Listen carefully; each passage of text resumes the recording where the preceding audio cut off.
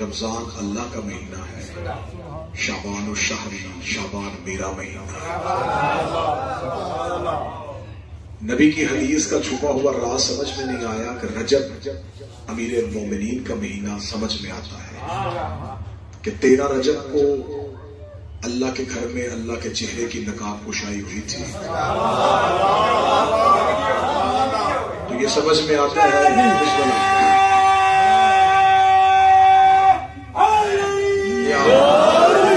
بیت اللہ میں وجہ اللہ کی نقاب کشائی رجب علی کا مہینہ، رمضان میں نزول قرآن، رمضان اللہ کا مہینہ، شعبان میں نہ نبی کی آمد ہے، نہ نبی کی شہادت ہے، نہ نبی کی بعثت ہے، نہ نبی کی ہجرت ہے، نہ نبی کی معراج ہے۔ جب شعبان میں کوئی ایک بھی تاریخ میرے رسول سے منسوب نہیں تو شعبان رسول کا مہینہ کیسے؟ رسول نے ربیع الاول کو اپنا مہینہ نہیں کہا، رسول نے رمضان کو اپنا مہینہ نہیں کہا، رسول نے شعبان کو اپنا مہینہ کہا۔ جہاں تک مجھے خیرات ملی ہے مجھے تو یہی سمجھ آیا کہ رسول نے شعبان کو اپنا مہینہ اس لیے کہا ہے کہ اس مہینے میں ایک محمد کئی بار آیا ہے۔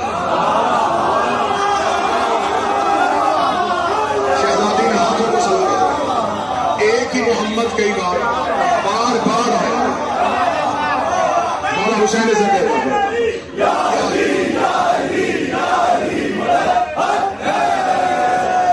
شب اتنی خوبصورت ہے، نزول قرآن کی شب ہے، نزول شہنشاہ کی شب ہے، لیکن اس شب سے پہلے ایک شب گزر چکی، آپ نے یقیناً یہاں گزاری، وہ شبان تھی شہزادی کبریٰ کے آنے کی شب۔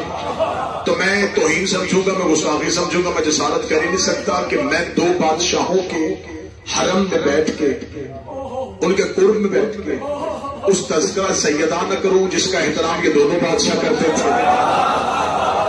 میں اس شہزادی سے گفتگو کا آغاز کرنے لگا ہوں، میں شعبان المعظم کا آغاز اس شہزادی کے جملوں سے کرنے لگا ہوں۔ شہزادی جب بھی پڑھی جاتی ہے، دیکھیں میں نے نام لیا، مومن چیخ پڑے، رو پڑے، کیونکہ یہ شہزادی کو جب بھی پڑھا گیا مصحف میں پڑھا گیا، کیونکہ لقب میری شہزادی کو ام المصحف۔ میں آپ کو بی بی کے مصحف میں سے بی بی کا فضائل سنانے لگا، اور کربلا میں بیٹھ کے سادات کے سامنے میں شہزادی کا ذکر آپ کو سنانے لگا۔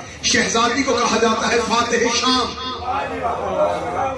یہ میری شہزادی فاتح شام کیسے بنی؟ کیا اس لیے گئی تھی کہ بی بی نے ایک شام، ایک ملک فتح کر لیا تھا، اس وجہ سے بی بی فاتح بنی؟ آخر بی بی کے فاتح شام بننے میں راز کیا ہے؟ اس کے لیے میں بڑی جلدی سے تاریخ کا سفر کروں گا، تھوڑا سا آپ کو پس منظر میں لے کے جاؤں گا۔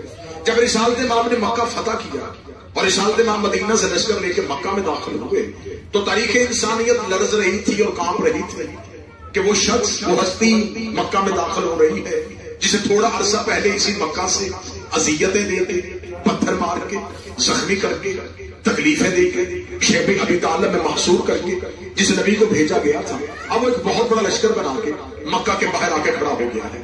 مکہ میں کوئی پوری رات سویا نہیں، اسی خوف کے ساتھ کہ صبح یہاں خون کی ہولی کھیلی جائے گی، صبح یہاں سر کاٹے جائیں گے، صبح یہاں خون بہے گا، صبح یہاں مرد و عورت کو کاٹ دیا جائے گا، اس لیے کہ وہ رسول بہت بڑا لشکر لے کے آ رہا ہے۔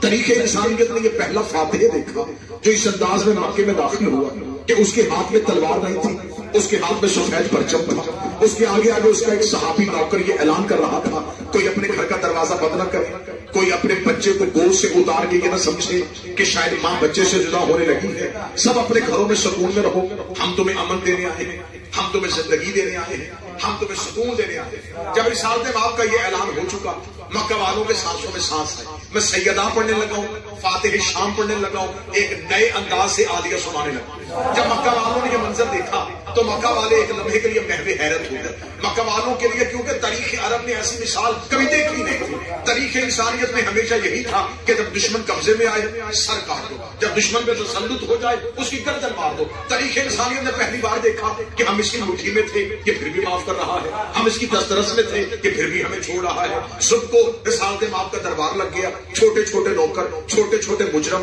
ان کو سامنے نبی کے پیش کیا جانے لگا، رسول سب کو معاف کر رہے تھے۔ شام کے وقت مکہ کا سب سے بڑا سردار مجبوراً رسول کے سامنے آ، اس نے رسول کے سامنے آ کے رسول کے سامنے سر جھکا، یہ کون تھا جس کے گھر میں وہ بیوی تھی، وہ عورت تھی جس نے رسول کے چچا حمزہ کا کلیجہ چبایا تھا؟ میں نام لے لیتا ہوں۔ ابو سفیان جب رسول کے سامنے آ کے کھڑا ہوا تو اس نے اپنے سر کو، میرا خیال اس مائک کی وجہ سے آواز خراب تو نہیں ہو گئی، رسالت امام کے سامنے جب وہ آ کے کھڑا ہوا تو اس نے اپنے سر کو شرمندگی سے جھکا لیا۔ رسالت امام نے اس کی طرف دیکھا، وہ رسول جو صبح سے معافی دے رہا تھا، اس کے چہرے پہ رحمت تھی۔ جو اس دشمن کو دیکھا تو تاریخ کہتی معاف کر دیا تھا، لیکن نبی کے چہرے پہ اب رحمت نہیں تھی، نبی کے چہرے پہ ایک نفرت آئی، اور رسول نے نفرت کے ساتھ اپنے چہرے کو پھیرا اور پھر کہا جا میں نے تجھے معاف کیا۔ تاریخ انسانیت نے یہ دشمن کو معاف کرنے کا پہلا مثال اور پہلا جملہ لکھا، آنکھوں میں نفرت اور زبان پہ جا میں نے تجھے معاف کیا۔ آپ یقین کیجئے گا کہ کہنے کو یہ معافی تھی، اصل میں یہ اس کے لیے اذیت ناک موت تھی۔ ایک بہت بڑے سردار کو، ایک بہت بڑا وہ شخص جس نے ایک دور میں مکے میں راج کیا ہے، اور اس نے اس شخص کو جس کو گھر سے نکالا تھا وہ سامنے تخت پہ بیٹھ کے جا میں نے تجھے معاف کیا۔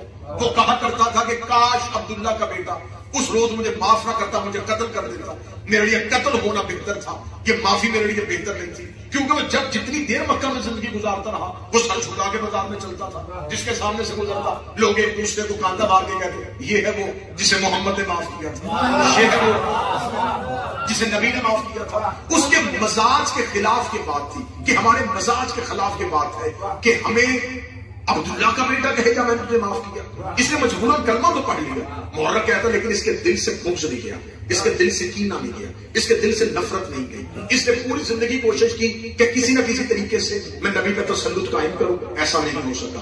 یہ مرتے ہوئے اپنے بیٹے کو وصیت کر گیا، دیکھ میرے پاس ایک خاندانی نفرت ہے، کیونکہ عربوں میں بغض اور کینہ وراثت کے طور پہ اگلی نسل کو منتقل کیا جاتا تھا۔ تو اس نے کہا میں تجھے وراثتاً یہ بغض دے کے جا رہا ہوں، زندگی میں کوشش کرنا اگر اسلام تیرے قبضے میں آ جائے، اگر مسلمانوں پہ تیرا تسلط قائم ہو جائے، ایک بدلہ تمہیں لینا ہے۔ کسی رسول کے خاندان کے کسی فرد کو دربار میں ایسے ہی کھڑا کر کے تو نے کہنا ہے جا میں نے تجھے معاف کیا۔ جب تو یہ کہہ دے گا سمجھ لینا میری روح کو تسلی ہو جائے گی۔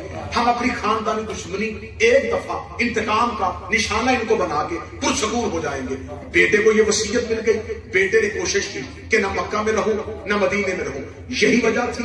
اسی بے عزتی کی وجہ سے خاندان ابو سفیان مکہ میں رہا۔ یہ مکہ سے نکلے، یہ شام چلے گئے، انہوں نے شام کو آباد کیا، اس نے شام میں ملوکیت کو قائم کیا، اس نے شام میں درہم و دینار بانٹے، اس نے شام کے لوگوں کو نوازا، اس نے شام علی کے خلاف تیار کر لیا، اس نے 42 سال علی کے خلاف ایک ملک دریافت کیا، اس نے اس ملک کی سرحدیں اپنے انداز میں ناپی، اس نے لوگوں کو علی کی دشمنی پہ تیار کیا، اس نے نسل علی کی دشمنی پہ تیار کی۔ یہ سب کچھ یہ کرتا رہا ایک حسرت پوری کرنے کے لیے کہ باپ کی حسرت ہے ان کے کسی ایک فرد کو دربار میں لا کے تو نے کہنا ہے جا میں نے تجھے معاف کیا۔ یہ حسرت لے کے اس نے بڑی کوشش کی، یہ سفین میں آیا، علی نے اس کے منہ کے بل ہرا دیا، یہ خارج کے ساتھ لے کے نہروان میں ٹپکا، علی نے وہاں سے شکست دے دی۔ اس نے پوری کوشش کی تسلط علی پہ ہو جائے۔ امیر المومنین کی خواہش تھی کہ میں شام تک پہنچوں، لیکن کبھی سفین درمیان میں آ گئی، کبھی جمل درمیان میں آ گئی، کبھی نہروان آ گئی، امیر المومنین شام نہ پہنچ سکے۔ یہ مرتا مرتا مر گیا۔ اس نے اپنے مرنے کے بعد اپنے بیٹے یزید کو وصیت کی، اس نے کہا دیکھ 42 سال میں نے زندگی کی سانسیں صرف ایک قرض اتارنے کے لیے رکھی، میں نے درہم و دینار بانٹے، میں نے ملوکیت قائم کی، کسی طریقے سے باپ کی وصیت پہ عمل کروں، مجھ سے نہیں ہو سکا۔ میرے بعد دیر نہ کرنا، میرے بعد انتظار نہ کرنا، میرے بعد جو ہی تخت پہ بیٹھے خاندان اہل بیت کو ایک بار دربار میں لا کے تو نے بھی کہنا جا میں نے تجھے معاف کیا۔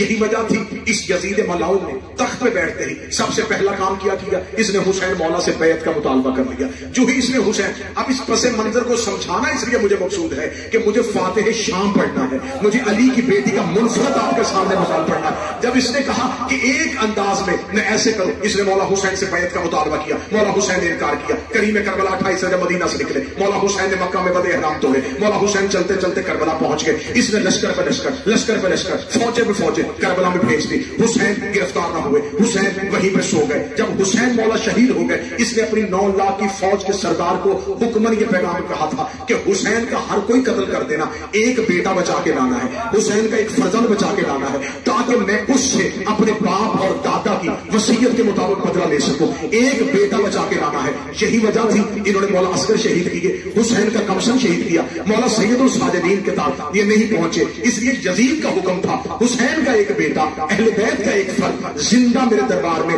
لے کے آنا ہے. ادھر مولا سجاد چلے کربلا سے نکلے کوفہ پہنچے. کوفہ سے یہ قافلہ حسینی شام کی طرف چل رہا تھا. جیسے جیسے یہ شام کی طرف کاروان توحید بڑھ رہا تھا ادھر یزید کے ذہن میں وہ خیال آ رہا تھا مدت کی باپ کی حسرت, مدت کی دادے کی حسرت آج میں پوری کروں گا. آج بنی امیہ بنی ہاشم سے بدلہ لیں گے. آج ہم اپنی خاندانی دشمنی کو ایک دفعہ بدلے کا نشانہ بنا دیں گے. اس نے شام شہر سجا دیا, اس نے لوگوں کو بلا لیا, اس نے یہودی وزراء بلا لیے, اس نے عیسائی بشیر بلا لیے, اس نے ملکوں کے گورنر بنا لیے, اس نے شام شہر کچا کچ کر دیا. اس نے شام کی کوئی ایک جگہ بھی خالی نہیں رہنے دی. اس نے پورا دربار سجا دیا. آ رہے ہیں اہل بیت, لوں گا دادے کا بدلہ, لوں گا باپ کا بدلہ. جیسے جیسے کاروانے توحید شام کے قریب آتا گیا اس کے ذہن میں وہی باپ کی حسرت, وہی دادے کی خواہش اس کے دل میں امڑ رہی تھی کہ اب وہ وقت قریب آنے والا ہے, ابھی وہ لمحہ آنے والا ہے کہ میں ان سے بدلہ لوں گا. جو اس کے نانا نے کہا تھا جا میں نے تجھے معاف کیا, جا میں نے تجھے معاف کیا, جا میں نے تجھے آزاد کیا. لہذا ان کی اس دی ہوئی آزادی کا ہم بدلہ لینے والے ہیں. ادھر کاروانے کو ہی چلتا چلتا بازار شام کو عبور کرتا کرتا دربار یزید کے دروازے پہ آ گیا. جو بھی دروازے پہ آیا اس نے سر پہ باب والا تاج پہنا, اس نے سونے اور چاندی اور ہیرے اور جواہرات کا ڈھیر لگایا. اس نے شام کے دربار کو کچا کچ کر دیا. اس نے سفرا کو بٹھا دیا, اس نے وزراء کو بٹھا دیا, اس نے عمرہ کو بٹھا دیا, اس نے صحافی بٹھائے, اس نے رپورٹر بٹھائے, اس نے مورخ بٹھائے کہ اب میں شکست کا بدلہ لوں گا. جیسے ہی سید الساجدین کا پہلا قدم دربار میں داخل ہوا یہ ایک دفعہ اپنے تخت سے اٹھا. اس نے اپنے باپ اور دادا کی روحوں کو اپنی آنکھوں میں لاتے ہوئے بنی ہاشم سے بدلہ لینے کے لیے وہی فکرہ ذہن میں رکھا کہ جان میں نے تجھے آزاد کیا. یہ جملہ میں کہوں گا, ادھر جملہ اس کے دل سے نکل کے اس کے حلق سے ہوتا ہوا اس کی زبان کی نوک پہ آیا کہ میں کہوں گا جان میں نے تجھے آزاد کیا. ابھی یہ جملہ اس کی زبان کی نوک پہ تھا. یہ سید الساجدین کی کمر کے پیچھے سے علی کی بیٹی کا ہاتھ آیا, شہزادی نے سجاد کو پیچھے ہٹایا, یزید کے سامنے جا کے مل گا شبنا تلکا ہمارے آزاد کردہ غلام کے بیٹے.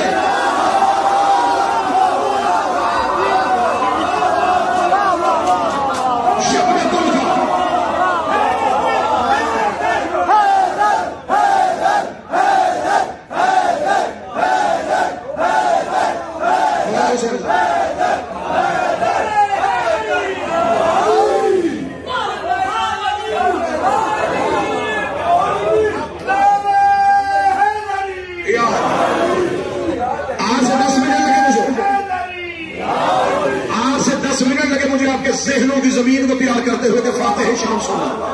بی بی نے سجاد کی کمر پہ ہاتھ رکھا, بیٹا ہاتھ سجاد. امامت کے ہوتے ہوئے علی کی بیٹی بولی ہمارے آزاد کردہ غلام کے بیٹے. جب شہزادی نے کہا ہمارے آزاد کردہ غلام کے بیٹے, تخت اس کا, تاج اس کا, لوگ اس کے, گورنر اس کے, صحافی اس کے, مجمع اس کا, تنخواہیں اس کی, لشکر جاہو دلال اس کا. لوگ ایک دوسرے سے پوچھنے لگے یہ بی بی کہہ رہی ہے ہمارے آزاد کردہ غلام کے بیٹے, کس نے کس کو آزاد کیا تھا؟ علی کی بیٹی دربار میں بیٹھ کے میں بتاتی ہوں اس کے دادا کو میرے دادا نے آزاد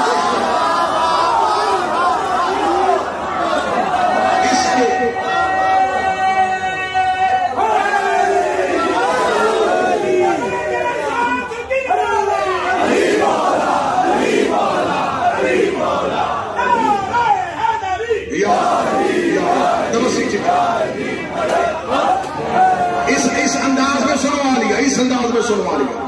ساری زندگی مسائل میں سنا میری شہزادی کو, آج فتح سنو میری شہزادی کو. بی بی نے کہا اس کے دادا کو میرے نام نے آزاد کیا. اب جن لوگوں نے مکہ دیکھا ہی نہیں تھا, جنہوں نے صرف امیہ کا شام دیکھا تھا, جنہوں نے رسول کا دور نہیں دیکھا تھا, جنہوں نے فتح مکہ نہیں دیکھی تھی, خیبر خندق کچھ بھی نہیں دیکھا تھا, انہیں پوچھا کون کس کا نانا تھا, کون کس کا دادا تھا, یہ کون ہے اور یہ کون ہے. جملے سن رہے ہیں یہ کون ہے اور یہ کون ہے. اب مورخ کہتا ہے اب بی بی دربار میں جب بولی, جب بی بی نے خطبہ شروع کیا, علماء تشریف فرمائے شہزادی اپنے لہجے میں نہیں بولی. اس میں تو دوسری رائے نہیں ہے, کس لہجے میں بولی تھی؟ علی کے لہجے لہجے میں، علی کے لہجے میں. پھر کربلا میں بیٹھ کے جملہ ضائع نہ کرنا. علی کے لہجے میں بولی مجھے عزت حسین کی قسم ہے. ساری زندگی محمد بولے اپنے لہجے میں، حسن بولے اپنے لہجے میں، حسین علی کا بیٹا تھا بولا اپنے لہجے میں، عباس ہو بہو علی تھا لیکن بولا اپنے لہجے میں. علی کا لہجہ مجھے دو ہی جگہوں پہ نظر آیا ہے، یا میرا اللہ بولا تھا.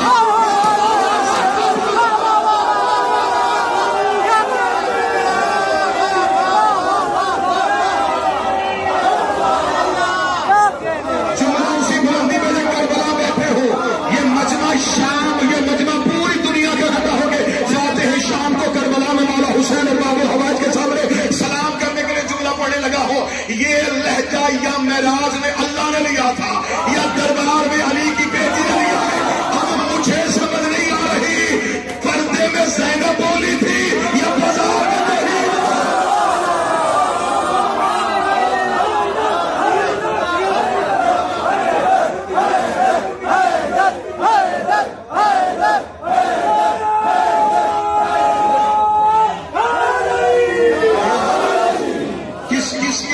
بولی.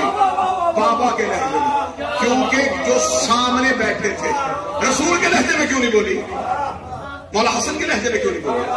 کیونکہ یہ جو سامنے بیٹھا تھا ان امویوں کو دشمنی، محمد رسول اللہ سے نہیں. ان کی کھٹی میں علی کی دشمنی تھی. ان کے گھر کا ہر بندہ علی نے مارا تھا. دلوں میں علی کی دشمنی لے کے بیٹھے تھے یا بی بی علی ہی کے لہجے میں بول پڑے. دیکھے گا میں بتاتی ہوں اس کے دادا کو میرے نانا نے آزاد کیا تھا. لوگوں نے کہا یہ بی بی کون ہے؟ فرمایا یہ نہیں بتائے گا، میں بتاتی ہوں. ہم ہیں اہل بیت نبوت. وہی آتی ہے ہمارے گھر میں، فرشتہ اترتا ہے ہمارے دروازے میں. والناس ہماری دہلیز کا نام ہے، کوثر ہمارے گھر کے پھول کا نام ہے، قل اعوذ برب الفلق ہمارے بھائیوں کے تویز کا نام ہے. اللہ نے ہمارے گھر میں نبوت اتاری ہے، اللہ نے ہمارے گھر میں امامت اتاری ہے، اللہ نے ہمارے گھر میں ولایت اتاری ہے. ابھی بی بی اللہ کی حمد پڑھ رہی تھی، رسول کی رسالت پڑھ رہی تھی، بابے کی ولایت پڑھ رہی تھی، حسن کی کرامتیں پڑھ رہی تھی، حسین کی عزتیں پڑھ رہی تھی. بی بی ابھی صرف اپنا خاندان پڑھ رہی تھی. یا لوگوں نے یزید کی طرف دیکھا کہ تو نے اس کو قید کیا ہے، تو نے اس کے ہاتھ میں رسیاں پہنائی ہیں اور یہ تیرے دربار میں تیرے وزراء تیرے مشیروں کے سامنے کھڑی ہو کے اپنے خاندان کے اتنے شرف بیان کر رہی ہے. تو بھی بتا تو کس کا بیٹا ہے؟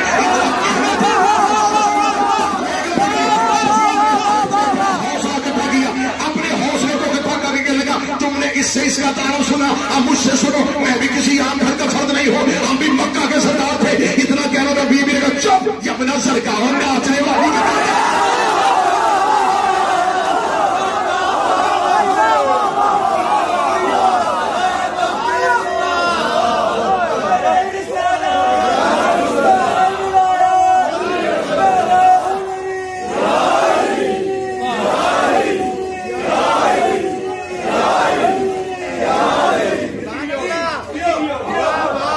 تشریف فرمائے. میرے برادر قبلہ جوید الحسن یہ اپنا نازنے والی کے بیٹے، تجھ میں ضرورت میرے ہوتے ہوئے تو اپنے خاندان کا شرف پڑھے، تو اپنے خاندان کی عزت پڑھے. تیرے خاندان کا بھی میں ہی بتا دیتی ہوں، اپنے خاندان کا بھی میں نے بتایا، تیرے خاندان کا بھی میں بتاتی ہوں. بی بی نے پورے دربار میں باپ کا لہجہ بڑھ کے بول کے بی بی نے کہا میں آدم سے لے کے اپنے پاپا علی تک، حوا سے لے کے اپنی ماں فاطمہ تک، جس کا یہ چاہے اس کا نام بھی بتاتی ہو، شجرہ بھی بتاتی ہو، کردار بھی بتاتی ہو. اس سے کہ تیرا تخت ہے سر پہ تاج رکھ کے بڑے دربار میں صرف اپنی ماں کا کردار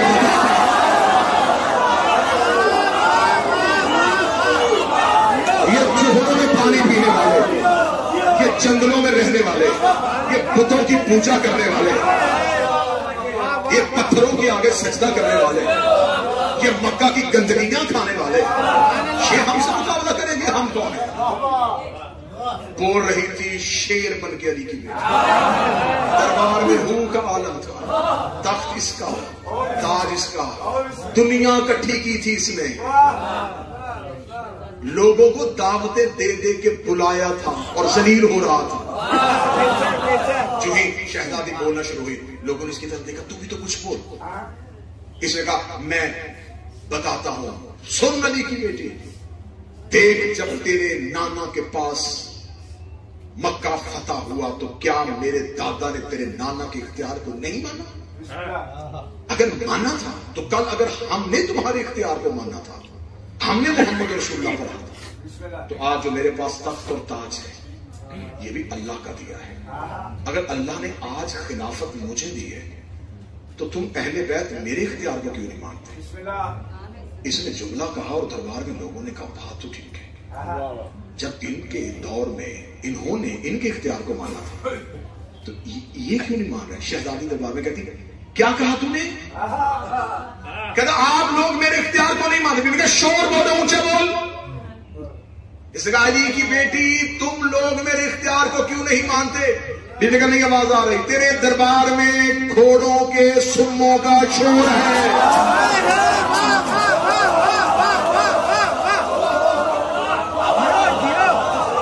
گھوڑوں کے سمروں، سبحان اللہ۔ اب اس نے کیا کہا تھا ہمارے پاس اختیار ہے، اب یہ مقابلہ نہیں ہونے لگا۔ بی بی فضیلت کیا بتانے لگی تھی؟ یہ سمجھ رہا تھا کہ لشکر میرا ہے، سپاہی میرے ہیں۔ بی بی نے کیا جملہ کہا؟ بی بی نے کہا یہ نہیں کہا کہ سپاہیوں سے کیا گھوڑے باہر لے، سپاہیوں نے، بی بی نے کہا گھوڑوں کے سم رو، کیونکہ چاروں سم گھوڑے پہ ٹیک کے کھڑے ہونا فطرت ہی نہیں، فطرت حیوان ہے کہ وہ کھڑا ہوگا تو ایک نہ ایک سم کو اٹھا کے رکھے۔ بی بی نے یہ نہیں کہا کہ سپاہیوں پہ کنٹرول کر، بی بی نے کہا فطرت پہ قابو کر۔ نہیں سمجھے شہزادی نے چیلنج کیا فطرت کا، گھوڑوں کے سن لو۔ اسے کہا کیا کروں؟ گھوڑوں کو سن لو۔ کلگانی کی بیٹی لینے رک سکتے، فرما چل ٹھیک ہے تیرے دربار میں اونٹ کھڑے، اونٹ کی فطرت ہے گردن کو ہلانا۔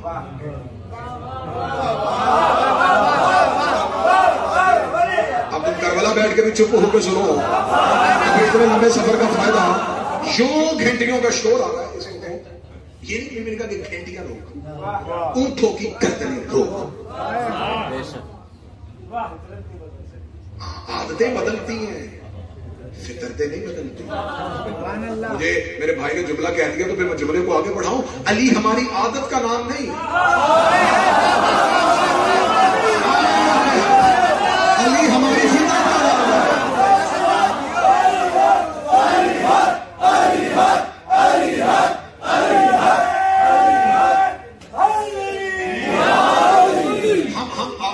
عادتیں بدل سکتے ہیں، علی ولی اللہ ہماری فطرت ہے۔ لوگ ہمیں کہتے ہیں کہ تم عبادت میں فطرت چھوڑ دو،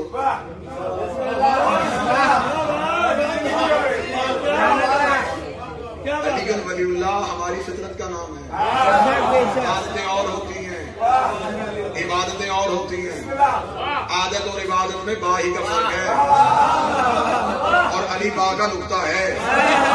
عبادت سے علی نکل جائے پیچھے عادت رہ جاتی ہے۔ کچھ لوگوں کو نمازوں کی عادت ہوتی ہے اور کچھ لوگ علی کی عبادت کرتے ہیں۔ یہ میں نے نہیں کہا، یہ نبی نے کہا ذکر علی اور عبادت، علی کا ذکر کرنا عبادت ہے، ثواب نہیں۔ بیوی نے کہا ابھی بھی بول رہی ہے میری شہزادی بھرے دربار، متوجہ ہے بات کی جانا، میری شہزادی بھرے دربار میں بول۔ بیوی نے کہا گھوڑوں کو سن لو، اونٹوں کی گردنیں رو۔ اسے کہنا گھوڑوں کو سن میرے کنٹرول میں نہ، اونٹوں کی گردنیں میرے کنٹرول میں۔ بیوی نے کہا تیرے دربار میں بڑے بڑے روشن دان ہیں، روشن دانوں سے تیز ہوا آ رہی ہے، ہوا روک۔ پورے دربار میں کہتا مار کے کہا یہی تو میں کہا کرتا ہوں کہ بنی ہاشم وہ کہتے ہیں جو عقلوں میں نہیں آتا، نانا بھی یہی کہتا تھا، بابا بھی یہی کہتا تھا، اور بڑے دربار میں کھڑی ہو کے ان کی بیٹی بھی یہی کہہ رہی ہے۔ یہ پورا عرب اور عجم گواہی دے ایسا کیسے ہو سکتا ہے کہ میں گھوڑوں کو سن روک لوں، میں اونٹوں کی گردنیں روک لوں، میں شور روک لوں؟ اس کو چپ اتنا کہا جس گھوڑے کا سر اٹھا تھا اسے رکھا دے، جس اونٹنی کے اندر ہلی دوسرے واپس نہیں کی، جس سپاہی کی آنکھ کھلی تھی اس کی پیچھے نہیں آئی، جس کے ناک کے نتھرے سے سانس نکلا تھا واپس نہیں آیا، جس کی دل کی دھڑکن وہی تھی وہی کی وہی رہ گئی۔ جب پورے دربار میں جس کا ہاتھ اٹھا، جس کی آنکھ کھلی، جس کی پلک جھپکی، ہر ایک پتھر کا بن گیا۔ بی بی یزید کے تخت کے سامنے آئی، بی بی نے یزید کی طرف اشارہ کیا، یزید کے ناپاک بدن میں روح واپس آئی، ناپاک بدن میں روح کا واپس آنا تھا۔ اس نے سلسلے کے بعد تک دربار دیکھا، ادھر بھی پتھر، ادھر بھی پتھر، ادھر بھی پتھر، پورا دربار پتھر کا دیکھا۔ ہاتھ مانگے گا علی کی بیٹی مجھے معاف کر دے۔ بی بی کہی اب بتا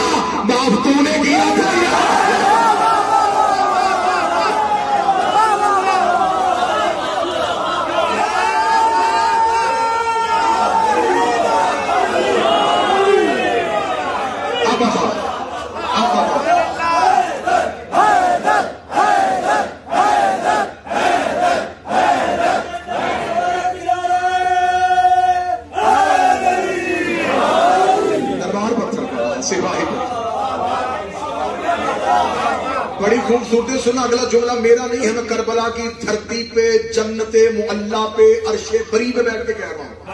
اگلا جملہ میرا نہیں، میرے 5ویں شہنشاہ کا ہے. جو دعا دے داد دے وہ مجھے نہیں، میرے 5ویں بادشاہ کو خراج پیش کرے گا. میرے 5ویں شہنشاہ اس دربار کے منظر کو اس رنگ میں بیان کرتے ہیں. میرے مولا کہہ رہے جب ہماری ماں دربار میں بول رہی تھی ایسے لگتا تھا جیسے بتوں کے جھرمٹ میں کعبہ بول رہا تھا.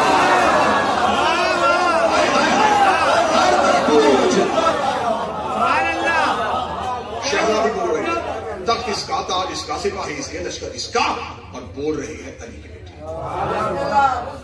بی بی نے خاندان پڑھا، اللہ کی حمد پڑھی، نبی کی نبوت پڑھی، علی کی ولایت پڑھی.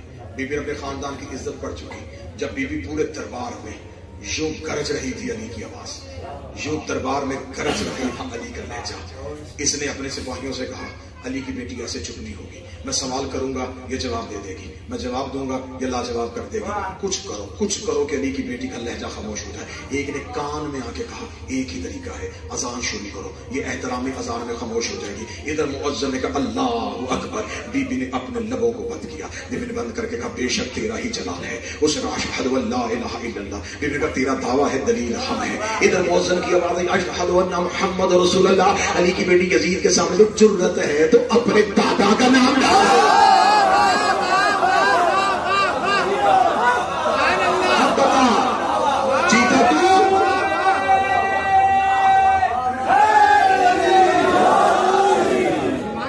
نیزہ پہ حسین کی آواز ہے مرحبا علی کی بیٹی. سرے آواز سے آواز ہے مرحبا میری آقا زادی. یوں شام فتح کیا علی. آپ کیا سمجھتے ہیں کہ ایک بہن بھائی کے ساتھ گئی تھی؟ شریکہ تو حسین گئی تھی. میں شہزادی کی عزت سارا کچھ تقریر بھی نہ کروں، ایک جملہ پڑھ کے خاموش ہو جاؤں تو اسی پہ ہی مومن سر سجدے میں رکھ دیں تو کیا کمال فضائل ہے شہزادی کا. اتنی بڑی فضیلت ہے شہزادی کی کہ ایک دور میں 5 امام اس سے مشورہ کرتے تھے.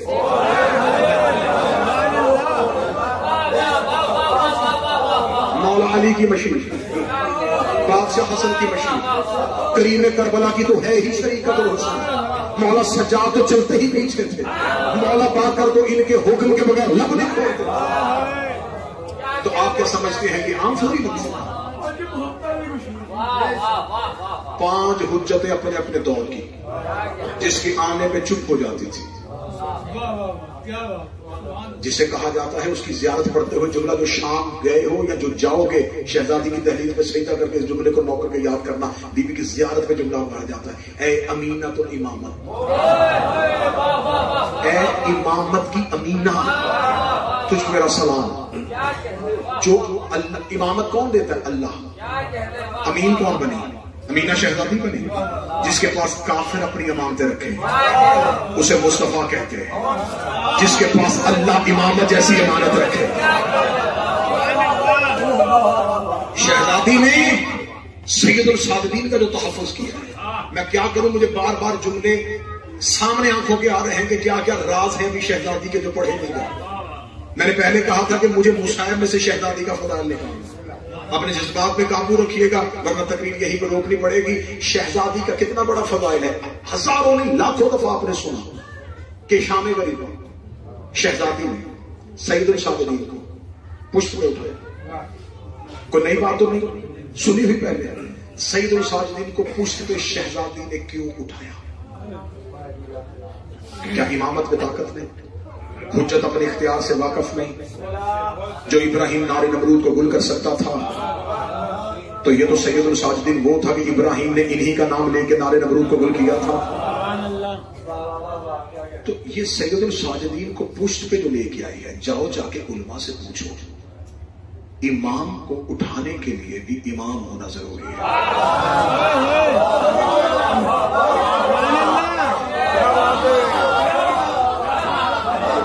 عصمت کا وزن، عصمت کا وزن، بس عصمت کا وزن بھی امامت کا وزن. سوائے امامت کے کون اٹھائے؟ میں مثال دیتا ہوں. رسول نے مکہ میں آ کے خانہ کعبہ کو بتوں سے پاک کرنا. رسول نے فرمایا علی کعبہ کو بتوں سے پاک کرنا. رسول نے اپنے شانے جھکائے. اتنا کہنا تھا کہ صحابہ آگے بڑے، رسول کا ہاتھ پڑے، یا رسول اللہ اٹھیے، یہ کیا ہو سکتا؟ بزرگ ہیں آپ، یہاں لا الہ الا اللہ لکھا ہے، یہاں محمد رسول اللہ لکھا ہے. اٹھانا ہی ہے نا علی کو تو ہم حاضر ہیں، ہم اٹھاتے ہیں. فرمایا تم میں سے کوئی بھی اپنے شان علی کے سامنے جھکا نہیں سکتا، کیونکہ امامت کا بوجھ سوائے نبوت کے کوئی نہیں اٹھا سکتا.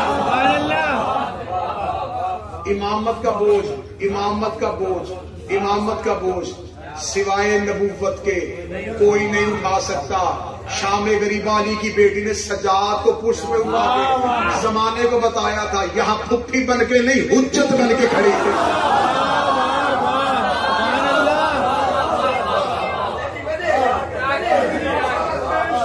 ساری زندگی سنا تھا آپ کے سے شام غریبہ. میں نے پہلے کہا کہ مسائل میں سے ایک ایک جملہ فضائل کا لیتے جانا. سید الساجدین وقت شہادت امام حسین سید الساجدین کو بقول مورخ جیسا تاریخ میں لکھا، سید الساجدین کو طیب شریف غیث تھا، آنکھیں بند تھی سجاد. ٹھیک ہے، مانا ہم بھی مانتے ہیں سجاد مولا کی آنکھیں بند تھی. کیوں؟ حکمت پروردگار تھی. اگر مولا سجاد کی آنکھیں کھلی ہوتی تو صدائے استغاثہ پہ لبیک واجب ہو جاتا. جس کی آنکھیں کھلی تھی وہ 6 مہینے کا بھی چھولے میں نہیں رہا. تو جہاں ششماہے پہ بیٹھے اطاعت واجب ہو گئی، وہاں سید الساجدین پہ نصرت امام واجب ہو جاتی. سجاد کو تلوار لے کے امام کی نصرت کے لیے جانا پڑتا. حکمت پروردگار تھی سجاد کی آنکھیں بند ہو تاکہ امامت کے سلسلے کو متصل رکھا جائے. یہاں مجھے یہ راز نہیں پڑھنا، اگلا راز آپ کے دلوں سے دعا لینے کے لیے پڑھنا. حجت ایک لمحے کے لیے آنکھ بند کرے، نظام کائنات ترم بھرم.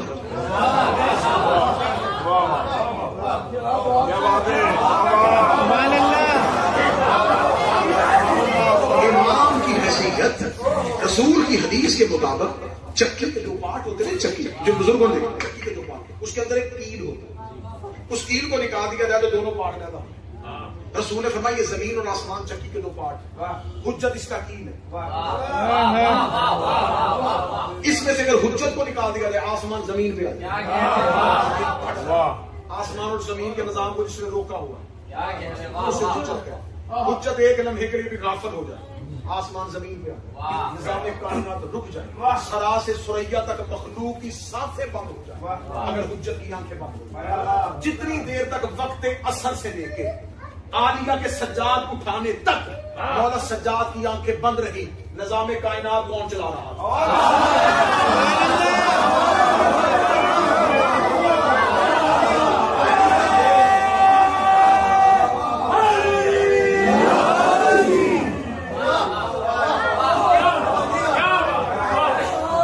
وہ باتیں سنا رہا ہوں جو ہزاروں دفعہ پہلے سنی ہے، نتیجہ نیا نکال رہا ہوں. پھر اب سب پیر کا کے شدید مولا سید الساجدین کو قبلہ بزر صاحب جلایا کس نے؟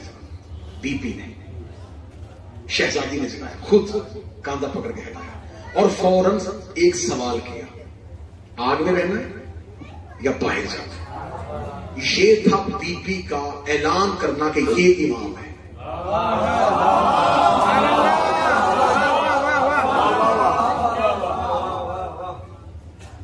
صحرا میں پلانوں کا منبر بنا کے امامت کا اعلان کرنا اور تھا. جلتی ہوئی آگ، چاروں طرف دشمن. شہادت حسین سے لے کے سجاد مولا کی بیداری تک حجت الہیہ بن کے نظام کائنات کی کنٹرولر رہی علی کی بیٹی. جو ہی سید الساجدین کو اٹھایا نظام کائنات سجاد کے حوالے کیا اور فوراً مسئلہ پوچھ لیا تاکہ امت بھٹک نہ جائے کہ امامت کدھر گئے. مسئلہ پوچھ کے مولا سجاد کی امامت کا اعلان کر دیا. یہ ہے شہزادی جسے جب بھی پڑھا گیا مصاحب کی صورت میں یہ پڑھا گیا کہ ایک بہن تھی جو بھائی کے ساتھ محبت میں گئی تھی. اس گھر میں رشتے ظاہراً ہمیں دکھانے کے لیے بہن بھائی کے ہوتے ہیں، ورنہ عصمت کی حفاظت کرنے کے لیے بھی عصمت کا آنا ہی ضروری ہوتا ہے. میں نے آپ کو شہزادی یکم شعبان کے حوالے سے سنا دی. بڑی جلدی میں 2 جملے سناؤں گا اس کربلا کے قریب کے. جس کی دہلیز کے باہر ہم سوالی بن کے بیٹھے ہوں. آج ہم میں سے ہر کوئی سوالی بن کے آیا. میں پھر جیسے عالیہ ایک نئے انداز میں پڑھی, مجھے وہی پرانا حسین رونی آپ کو سنانا, ایک نئے انداز سے کریم کربلا آپ کو سناؤں گا, اور آج کے جشن میں ثابت کروں گا کہ حسین بادشاہ نے ہمیں خیرات میں کیا عطا کیا ہے. وہ خیرات آپ کے اندر سے نکالوں گا اور آپ کو سلام کر دوں گا. آپ نے ساری زندگی علماء ذاکرین خطبہ سے سنا کہ مولا حسین سے مطالبہ ہوا بیعت. اکثر اپنے بھی پڑھ جاتے ہیں کہ حسین نے بیعت کا انکار کر دیا کیونکہ یزید فاسق فاجر بے نمازی تھا. یزید تہجد گزار بھی ہوتا, حسین پھر بھی بیعت کر دیا. اس نے مطالبہ بیعت کا کیا, کریم کربلا نے انکار کیا. کیا کہہ کے انکار کر دیا؟ بھری دربار میں نہیں. اب جسے تحقق لفظی میں یا عرفان سننے کی عادت ہے یا جو ادب کے گوشوں سے واقف ہو وہ ذہن میں طرف کرنا. کریم کربلا نے 26 رجب کو دربار میں کھڑے ہو کے ایک لفظ نہیں, یہ جرت حسین ہے. اس سے پہلے انبیاء نے لوگوں کو ہاں کہنے کا سلیقہ تو سکھایا تھا, نہیں کہنے کا سلیقہ کوئی نبی سکھانا گیا. ہر نبی نے امت سے کہا میری اطاعت کرو, انہوں نے کہا ہاں اللہ ہے, ہاں جنت ہے, ہاں جہنم ہے, ہاں. لیکن جب سامنے طاقتور آیا ہر امت نے نبی سے کہا اس کا مقابلہ تو نے کرنا ہے, ہم نہیں کریں گے. امتوں کو ہاں کہنے کا طریقہ آیا تھا, نہیں کہنے کا سلیقہ نہیں آیا تھا. حتیٰ کہ میرے نبی نے انسانیت کو زیور انسانیت سے آراستہ کیا, لیکن ہر میدان میں کھڑا ہو کر نبی بلاتا رہا, سوائے علی کے کوئی سامنے نہیں آیا. اس لیے کہ انسانیت کی تعمیر ہی نہیں ہوئی تھی. انسانیت کی اس انداز میں کسی نے ترقی نہیں کروائی تھی کہ کبھی کسی بادشاہ کے سامنے کھڑے ہو کے نہیں بھی کہتے. انسانیت یہ سمجھی تھی کہ طاقتور کو نہیں کہنا صرف امام یا نبی کا کام ہے. مولا حسین نے دربار ملاؤن میں کھڑے ہو کر نہیں, یہ نہیں لا الہ کا زیور تھا. میں نے پہلے کہا سروں سے کچھ باتیں گزریں گی اور کچھ دلوں کے اندر جائیں گی. مجھے جن کے سروں سے گزر جائیں ان کی پرواہ نہیں, جن کے دلوں میں رک جائیں وہ آنکھیں میری طرف رہنا. یہ نہیں توحید کا زیور تھی, کیونکہ خدا نے کہا تھا لا الہ, نہیں کوئی معبود سوائے اللہ کے. یہ سب سے پہلے نہیں اللہ نے کہا. میرے مالک اپنا آپ منوا نہیں کیوں کروا رہا ہے؟ فرمایا نہیں, پہلے نہیں کہو پھر ہاں کہو, پہلے انکار کرو پھر اقرار کرو. جو چپ بیٹھے خدا نے ہمیں تہذیب دی, پہلے تبرہ کرو پھر تولہ کرو, پہلے جھوٹوں کو لعنت کرو پھر سچے کی کبریائی کا اعلان کرو. لا پہلے کہو الا اللہ بعد میں کہو. یہ توحید کا زیور تھا. حسین نے توحید سے خریدا. حسین نے کہا آج تک تو کہتا اللہ, آج حسین کہے گا. حسین نے کہا لا. جب حسین نہیں کہہ کے دربار سے نکلے, مولا حسین نے یہ نہیں بنی ہاشم میں نہیں بانٹی, خاندان اہل بیت میں نہیں بانٹی. حسین 28 رجب کو مدینے سے نکلے. اب جملہ تو سفر کرنا ہے جس نے ادب کے ساتھ. 28 رجب کو مدینے سے نکل کے 2 محرم کربلا پہنچتے پہنچتے حسین کی نہیں 72 لوگوں نے خرید لی.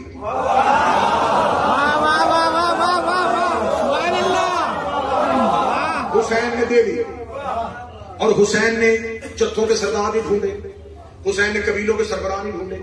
میدان جنگ میں لشکر بنانے کا اصول ہوتا ہے کہ اگلی صف میں کتنے بندے ہونے چاہیے, تیروں پہ کون ہوگا, مورچوں پہ کون ہوگا, کتنے بھاری جسم والا آگے ہوگا, کتنے کم جسم والا پیچھے ہوگا.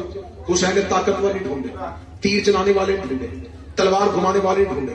حسین کو لڑنے والے چاہیے نہیں, حسین نے ڈھونڈے نہیں والے.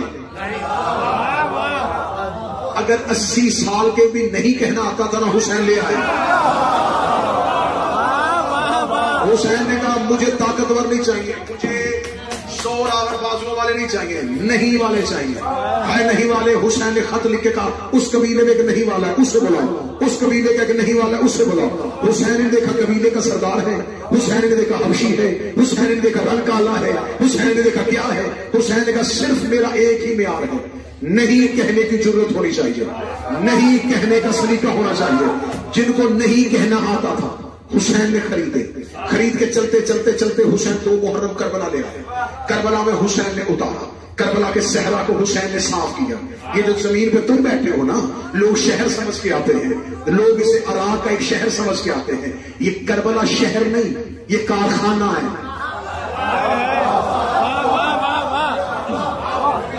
میں جملہ تب تک دوں گا نہیں جب تک وصول کرنے والی آنکھوں میں مجھے ولایت کا نور نظر نہ آیا. حسین یہ کربلا شہر نہیں، یہ کربلا کارخانہ ہے. جو اردو ادب سے واقف ہو گیا جملہ، حسین انسان ساز کاریگر ہے. حسین ہے انسان ساز کاریگر. انسان ساز کیا ہوتا ہے؟ برتن ساز وہ ہوتا ہے جو برتن بنائے. حسین ہے انسان ساز کاریگر. کربلا ہے کارخانہ. حسین نے پہلی بار زمین میں ایک ایسا کارخانہ بنایا اور اتنا کمال کاریگر تھا حسین. اس کو ایسا ہنر آتا تھا، یہ انسان ڈالتا تھا، علیہ السلام نکالتا تھا.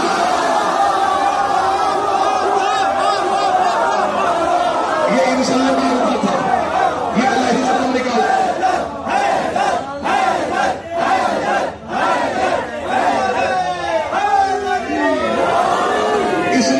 اس نے کوئی بھی رضی اللہ نہیں بنایا.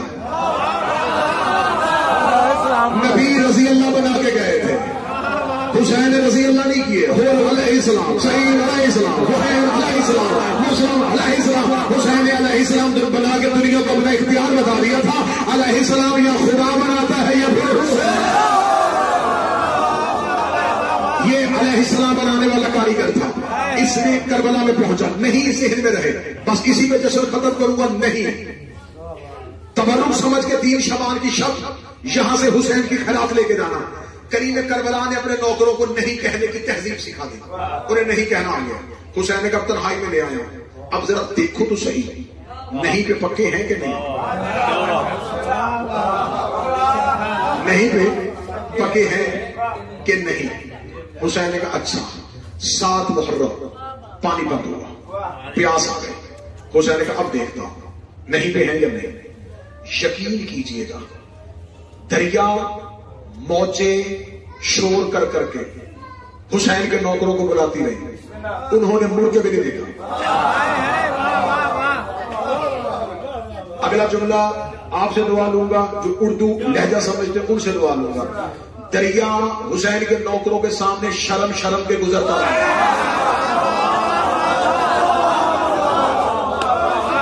حسین کے نوکروں نے مڑ کے بھی نہیں دیکھا. مجھے کسی کتاب سے نہیں ملا کہ چل انہوں نے فرات سے پانی نہیں پیا تھا، انہوں نے 9 لاکھ سے پانی نہیں مانگا.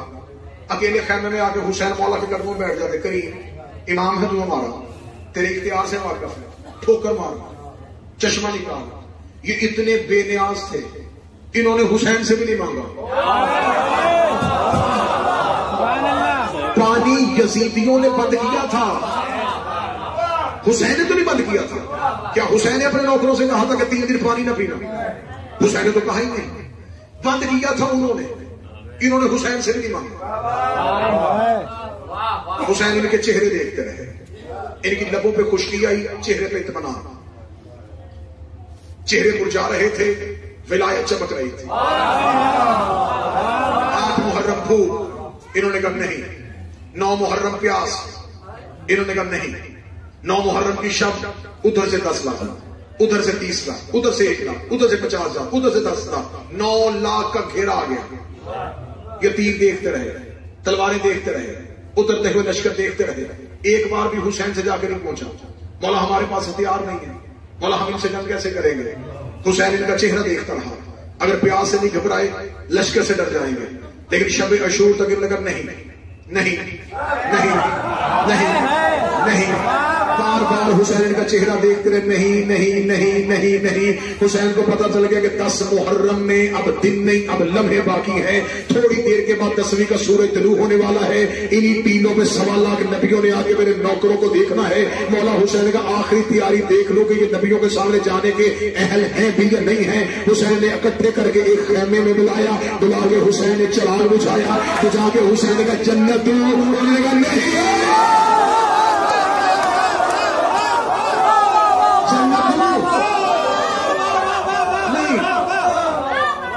یہ کائنات کے واحد لوگ تھے جو جنت سے بھی خریدے نہیں گئے. حسین کا پیاس برداشت کی، بھوک برداشت کی، جلا وطنی برداشت کی، اولاد کی جدائی برداشت کی، موت سامنے تھی برداشت کی. وہ سب کچھ برداشت کرو جنت کے لیے دے لو. نہیں، ان کی نہیں اتنی پکی ہو گئی تھی کہ یہ جنت سے بھی خریدے نہیں گئے. جب انہوں نے جنت کو انکار کیا، حسین نے کہا اب سنو آنا ابراہیم کے سامنے، اب سنو آنا اسماعیل کے سامنے، اب میں نبیوں کے سامنے اپنے نوکر کھڑے کروں گا اور نوکروں کو کھڑے کر کے کہوں گا دیکھو تمہاری امتیں تمہارے پیچھے چلتی رہی جنت کے لالچ میں، یہ کھڑے ہیں میرے نوکر، جنت صحیح نے خریدے. حسین نے جب دیکھا گیا لیکن نہیں پکی ہو گئی ہے، 10 محرم کی اثر کا 9 لاکھ نے انتظار کیا، کب تک نہیں کہے گا 10 محرم کا دن ختم ہوگا ہم حسین بھی مار دیں گے، حسین کے نوکر بھی مار دیں گے، پھر آج کے بعد کوئی نہیں کہے گا. انہوں نے نہیں کو چپ کروانا چاہا. 10 محرم کی اثر تھی، میرے کریم نے کربلا کی ریت میں چھلکا دیا، حسین نے کربلا کی ریت کی مٹھی اٹھائی، پوری کائنات میں حسین نے بکھیر دی، پوری کائنات میں بکھری کربلا کی ریت کا ذرہ ذرہ. جہاں جہاں حسین کے زدار تھے ان